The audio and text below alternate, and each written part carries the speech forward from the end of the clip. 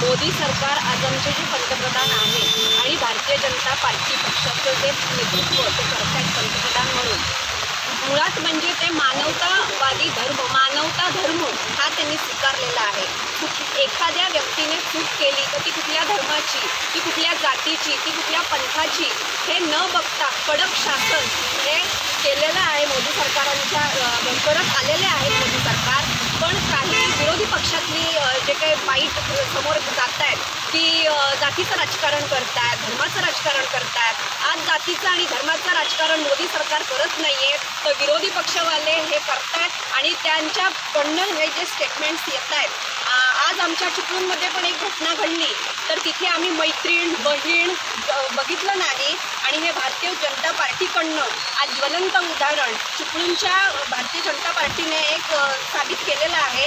ती मैत्रीण बहीण न बघता ती चुकीची होती, त्याच्या विरोधात आम्ही सगळे भारतीय जनता पार्टीचे सभासद पदाधिकारी विरोधात उभे राहिलो. कारण जी महिलेवर अत्याचार झाला ती पण आमची स्थानिक होती आणि जी करत होती ती पण स्थानिक होती. तर हा चुकीचा जो काही मेसेज जातोय, तर भारतीय जनता पार्टी हा पहिला मानवता धर्म जपणारा आहे, हेच मला इथे सांगायचं आहे. आणि चुकीच्या पद्धतीचे निगेटिव्हिटी जी काही पसरवली जाते आमच्या पक्षाबद्दल, तर त्या गोष्टीला तरी आम्ही समर्थन करणार नाही.